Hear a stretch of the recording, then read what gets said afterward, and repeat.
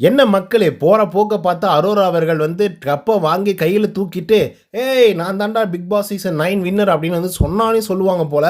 ஏன்னா அப்படிப்பட்ட ஒரு விஷயம் தான் வந்து பார்த்திங்க அப்படின்னா அரோரா அவர்களுக்கு வந்து நடந்துட்டுருக்கு. மக்களுக்கு வந்து ஒன்றுமே புரியல, தலைக்காலும் புரியல. என்னடா அரோராவை மட்டும்தான் காட்டுறீங்க, வேறு யாருமே நீங்கள் காட்ட மாட்டிங்களா?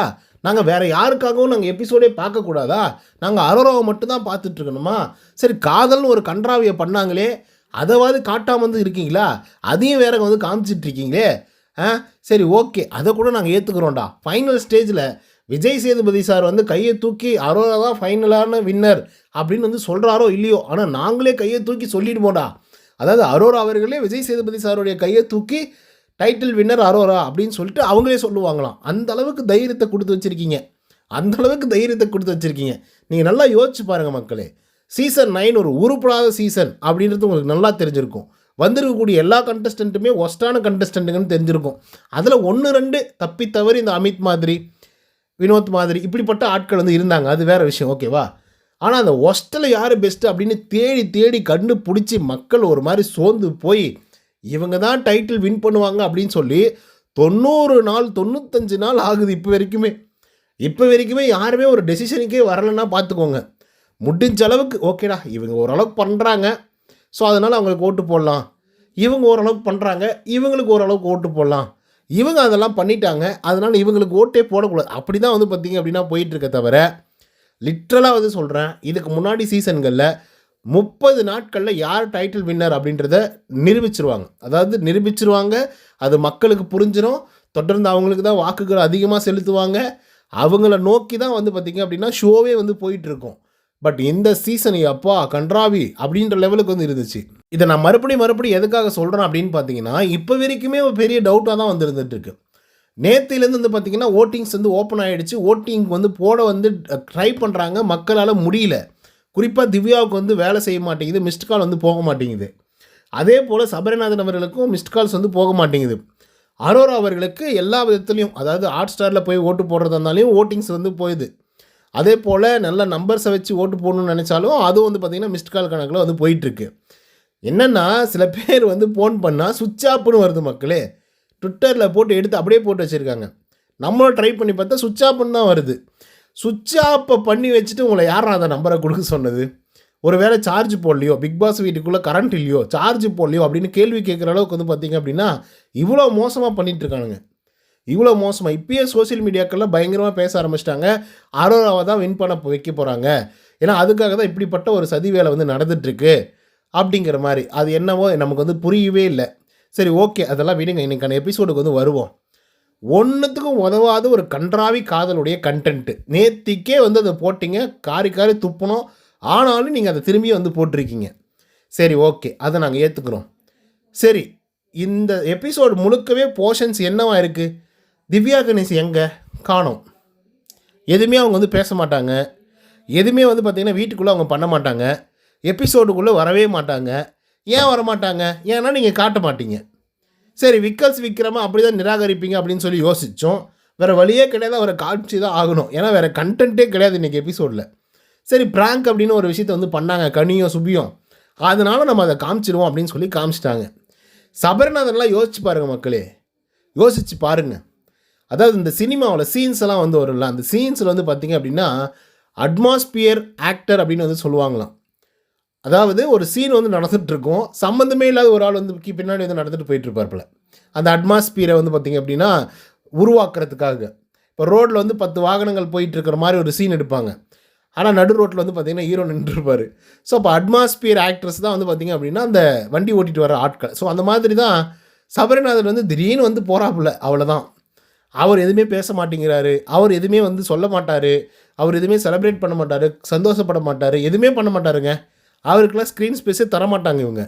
இந்த மாதிரி தொடர்ந்து 2-3 நாட்களாக எபிசோடில் ரொம்ப அநியாயத்துக்கு வந்து பண்ணிகிட்ருக்கானுங்க மக்களே. அப்படி இருந்தும் இன்றைக்கி எபிசோடில் ஒரு சில விஷயங்கள் வந்து நடந்திருக்கு. அதெல்லாம் என்ன அப்படிங்கிறத பற்றி போகிற போக்கில் வந்து பார்ப்போமா? அதுக்கு முன்னாடி சப்ஸ்கிரைப் பண்ணாங்க, சப்ஸ்கிரைப் பண்ணி வச்சுக்கோங்க, லைக்கை போட்டு வீடியோ பாருங்கள். வாங்க இந்த வீடியோக்குள்ளே வந்து போகலாம். முதல் விஷயம் என்ன அப்படின்னு பார்த்தீங்கன்னா, அரோராவோட விஷயத்துக்கு வந்து வந்துடுவோம். அக்கா துஷாருக்காக வெயிட் பண்ணி பண்ணி பண்ணி பண்ணி பண்ணி போய் தலைவர் ரூமில் எப்போதும் ஏதாவது பிரச்சனை ஆனாலும் சரி, சந்தோஷப்பட்டாலும் சரி, பாவம் அந்த அக்கா போயிட்டு வீக் 1 அப்படின்ற ஒரு ஃபோட்டோ வந்து இருக்கும்ல, அந்த ஃபோட்டோவில் துஷாருடைய ஃபோட்டோ இருக்கும்.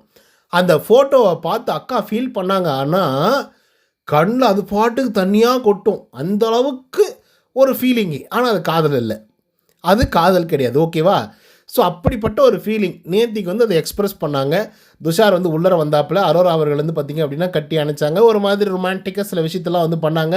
அப்புறம் நைட்டோட நைட்டாக வந்து டூயிட்லாம் வேறு பாடினாங்க, வசீகரா அப்படிங்கிற ஒரு பாட்டுக்கெல்லாம். சரி, அது வந்து பார்த்திங்க அப்படின்னா முடிஞ்சுது. சரி, இன்றைக்கி வந்து பார்த்திங்க அப்படின்னா அரோரா அவர்கள் வந்து இருக்காங்கல்ல, ரொம்ப எதிர்பார்த்துருப்பாங்க போல் துஷார்கிட்ட. ஏன்னா ரொம்ப எதிர்பார்த்துருப்பாங்க போல். ஏன்னா துஷாருக்கு வந்து பேரெல்லாம் நாரினதெல்லாம் அவருக்கு வந்து தெரிஞ்சு போச்சு.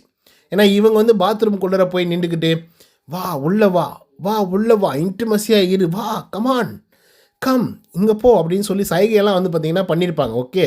ஸோ அப்படி பண்ணும்போது துஷார் வந்து மறுத்திருப்பாப்புல ஃபஸ்ட்டு டே. 2வது டே வந்து பார்த்திங்க அப்படின்னா போயிருப்பாப்புல. புரிஞ்சுங்களா? இவரே எனக்கு ஓகே, எனக்கு வந்து ஓகே தான், எனக்கு ஃபீல் ஆகுது, ஓகே நீ சொல்கிறது ஓகே தான் அப்படின்ற மாதிரி சொல்லியிருப்பாங்க. ஆனால் அப்போ அரோரா வந்து நோ சொல்லியிருப்பாங்க. ஓகேவா? ஸோ அந்த ஒரு விஷயம் மேபி அரோரா அவர்கள் எதிர்பார்த்தாங்களா என்ன கருமோன்னு தெரியல. சரி, ஒரு கிஃப்ட்டை வந்து அவங்க கையில் வந்து கொடுக்குறாங்க, துஷார் கையில் கொடுத்துட்டு, நான் வந்து இப்படி வந்து எதிர்பார்த்தேன், இப்படி இருந்துச்சு, எனக்கு வந்து இதெல்லாம் தாண்டி கேமெல்லாம் தாண்டி ஒரு உணர்ச்சி வந்து இருந்தது, அப்படி இப்படின்னு எதோ சொல்லிட்டு இருக்காங்க. ஓகேங்களா?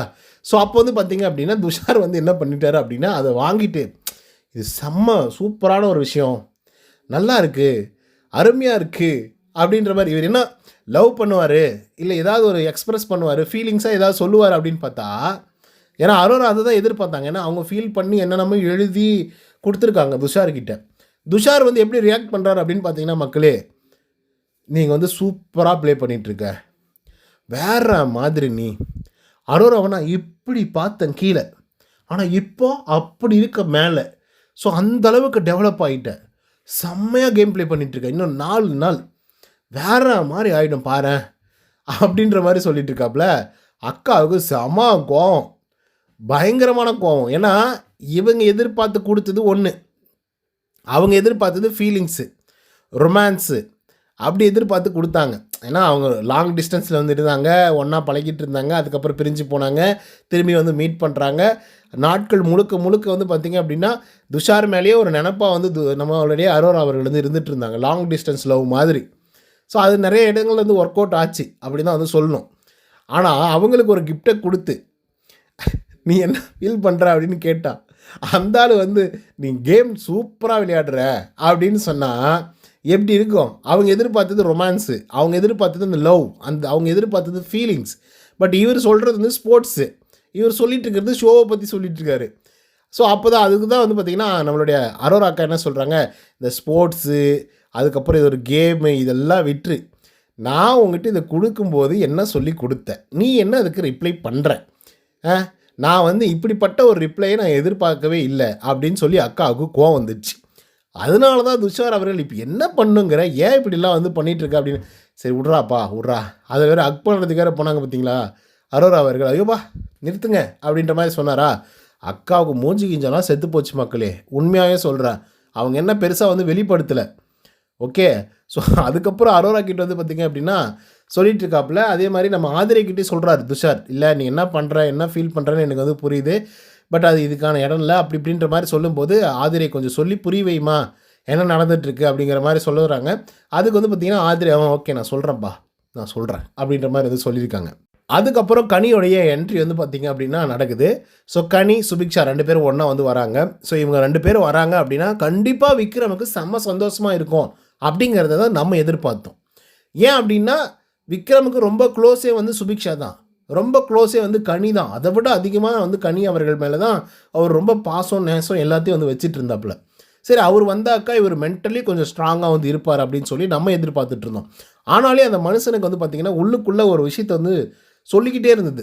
அது என்னென்னா, வியானா அப்படின்ற ஒரு பொண்ணை நம்ம தங்கச்சியை ஏற்றுட்டு இருந்தோம், ஆனால் அந்த பொண்ணு நமக்கு எதிராக வந்து நம்ம என்ன பண்ணாலையும் அதுக்கு ஒரு குத்தம் சொல்லி நம்மளை அடித்து உடச்சி கிழித்து எரிஞ்சு என்னென்னமோ பண்ணி போடுச்சு. ஸோ இன்கேஸ் இவங்களும் வெளியே போயிருக்காங்க எபிசோடை பார்த்து, இல்லை நான் எங்கேயாவது ஏதாவது ஒன்றத்தை பேசி வச்சுருப்பேன், அதெல்லாம் பார்த்துட்டு வந்து நமக்கு எதிராக மாறிடுவாங்களோ அப்படிங்கிற ஒரு பயம் வந்து பார்த்திங்க அப்படின்னா விக்கல்ஸ் விக்ரமுக்கு வந்து இருந்தது. ஸோ அந்த பயத்துக்கு ஏற்ற மாதிரி நம்ம கனியக்கா அவர்கள் வந்து பார்த்திங்கன்னா எல்லாரையும் ஹக் பண்ணுறாங்க, பயங்கரமாக சிரிக்கிறாங்க, பயங்கரமாக பேசுகிறாங்க, எப்படி இருக்கீங்க, என்ன பண்ணுறீங்க, அழகி கிழகி அப்படின்ற மாதிரிலாம் பேசிகிட்டு இருக்காங்க. சுபிக்ஷாவும் அதே மாதிரி பண்ணுறாங்க. கடைசியாக வந்து பார்த்திங்க அப்படின்னா விக்ரம் கிட்ட வந்து ஃபார்முலா கை கொடுக்குறாங்க. ஹாய் விக்ரம் எப்படி இருக்கீங்க அப்படின்னு சொல்லிட்டு சுபிக்ஷாவும் அதே பண்ணுறாங்க. அவ்வளோதான்டா எப்பா முடிச்சாங்கடா கதையை.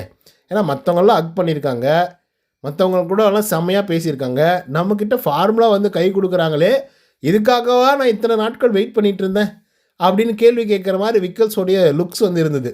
உடனே வந்து மனசு ஒரு மாதிரி காண்டாயிட்டாருங்க, காண்டாயிட்டாரு, செம காண்டாயிட்டாரு. ஏன்னா அவங்க வந்து ரொம்ப எக்ஸ்பெக்ட் பண்ணி பார்த்தாப்புல.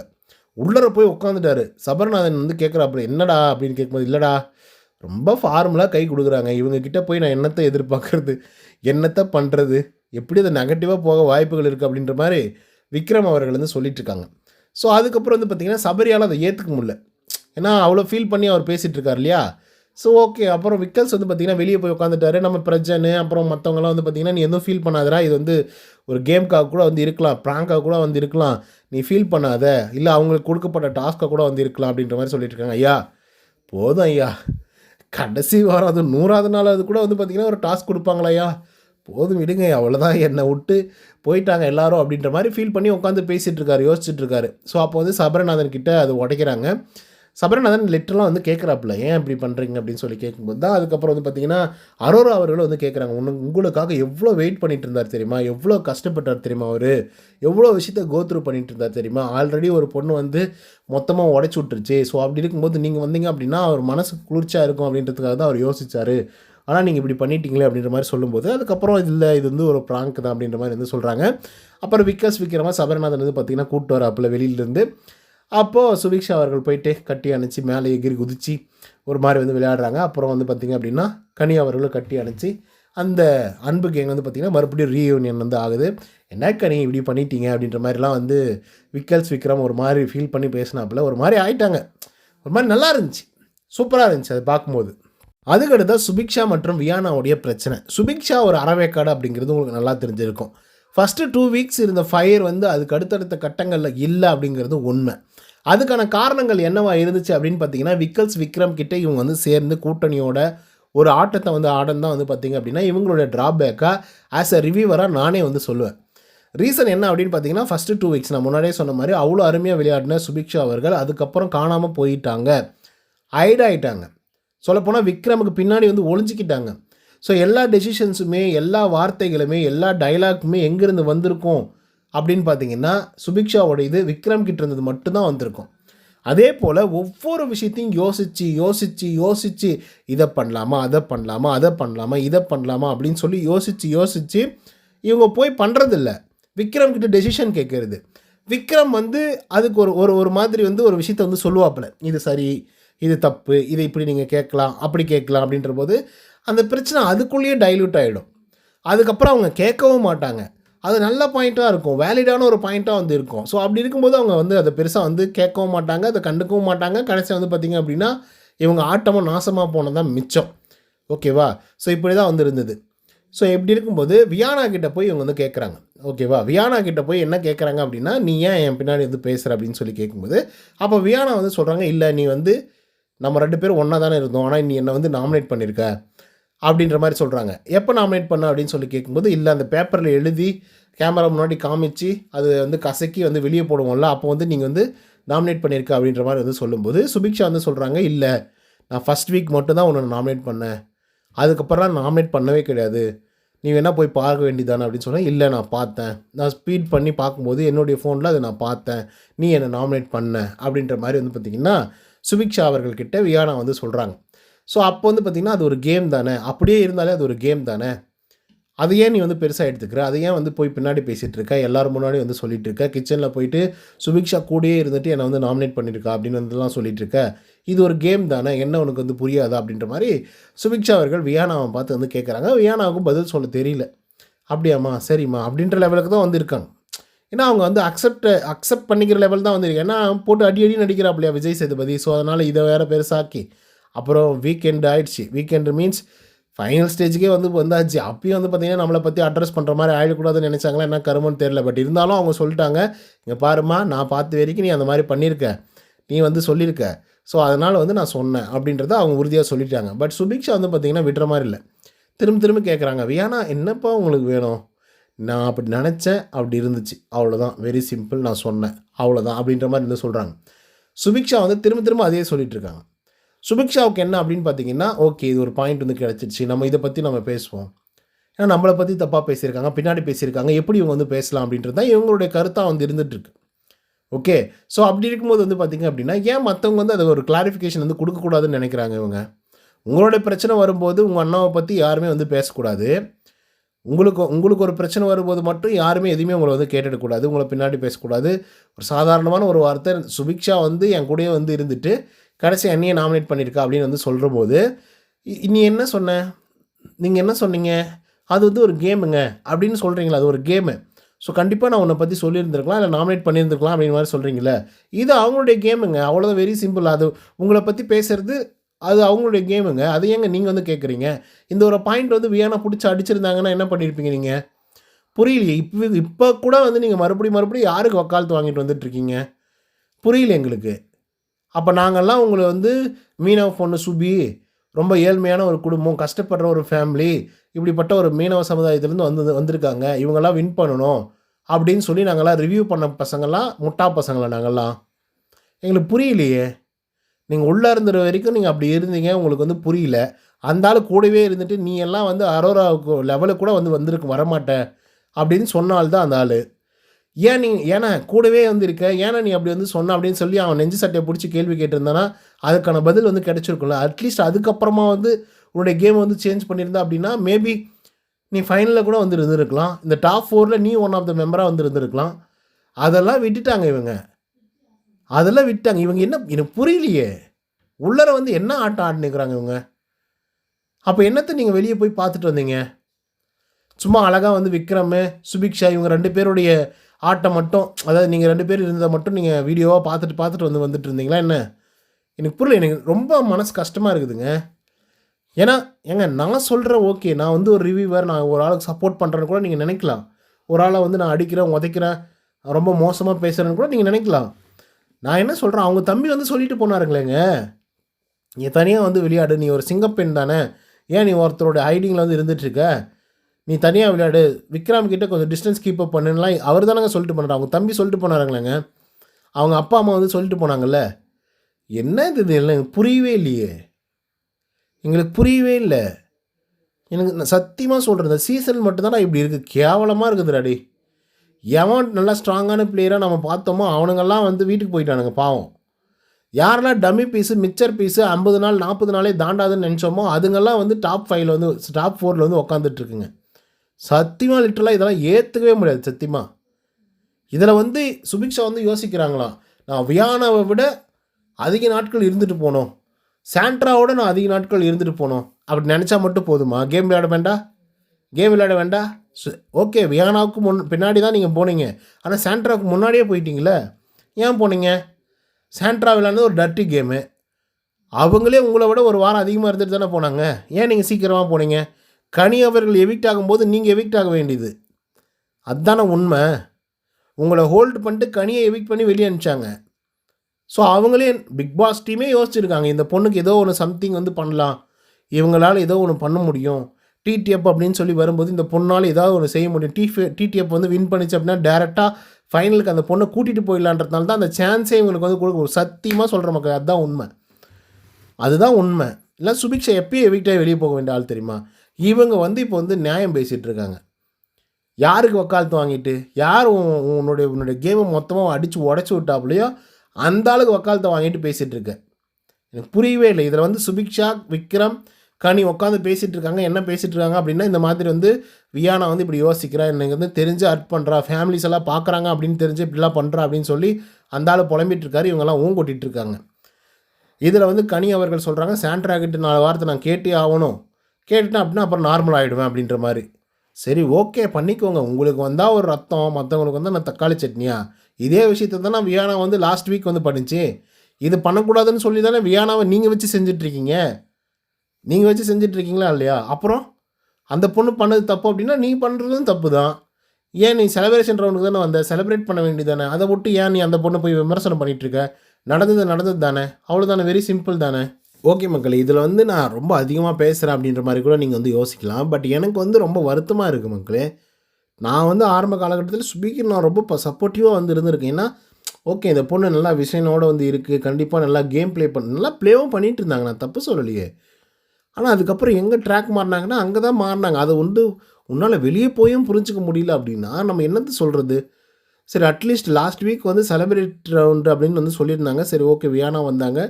விக்ரம புடிச்சு கிளி கிளின்னு வந்து கிழிச்சு விட்டாங்க. சாண்ட்ராவ புடிச்சு கிளி கிளின்னு வந்து கிழிச்சு விட்டாங்க. மக்களுடைய மனநிலையும் அதுவா தானே இருக்கு. என்ன கருமமோ போங்க.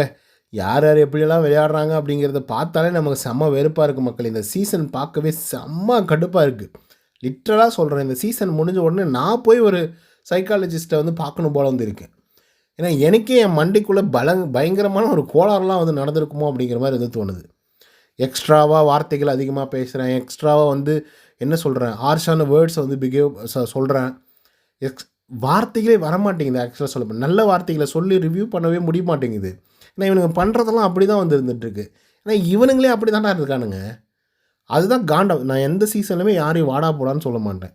எந்த கண்டஸ்டன்ட்டுமே. ஆனா இந்த சீசன்ல எல்லாரையுமே அப்படி தான் வந்து சொல்ல வேண்டியதா வந்து இருக்கு. வெறுப்பா இருக்கு. செம காண்டாவுது. எல்லாமே நெகட்டிவிட்டி. பயங்கரமான டர்ட்டி மைண்டு. வொர்ஸ்ட்டான பிஹேவியரு. எண்ணுமே கிடையாது அதில. அதுதான் சொல்றேனே, தட்டி பார்த்தா ஒரு 4, 5 பேர் வந்து தேறுவாங்க. அந்த 20, 22 பேர்ல. அவ்வளோதானே தவிர, மத்தபடிக்கு எல்லாருமே ஈக்குவல் டூ த கோர். மொத்த டாக்ஸிசிட்டியும் தூக்கிட்டு வந்து பிக் பாஸ் சீசன் 9ல தான் கவுத்தி வச்சிருக்காங்க. அதுதான் உண்மை மக்களே. அப்படி தான் வந்திருந்தது. நீங்க எத்தனை பேர் அப்படி ஃபீல் பண்ணீங்க அப்படிங்கிறத கமெண்ட்ஸ்ல வந்து சொல்லுங்க. ஸோ இதில தொடர்ந்து வந்து பார்த்தீங்க அப்படின்னா, அந்த 100வது நாளுக்காக வந்து பார்த்தீங்கன்னா, ஒரு டாஸ்க் வந்து நடத்துனாங்க. அந்த டாஸ்க் வந்து நல்லா இருந்தது. அப்புறம் கேக் வெட்டி கொண்டாடினாங்க 100வது நாள. அதெல்லாம் பார்க்குறதுக்கு செம ஃபன்னா வந்து இருந்தது. ஸோ அதுக்கப்புறம் வந்து என்னத்த சொல்ல ஒண்ணுமே இல்ல அதுக்கப்புறம் எபிசோட்ல.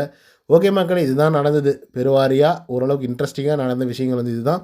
ஸோ இத பத்தி உங்க கருத்துக்கள் என்ன அப்படிங்கிறத கமெண்ட்ஸ்ல சொல்லுங்க. இந்த வீடியோ பிடிச்சிருந்தா லைக் அண்ட் சப்ஸ்கிரைப் பண்ண மறந்துடாதீங்க. இன்னொரு தடவ சந்திக்கிறேன். Until then bye from Uday. நன்றி, வணக்கம்.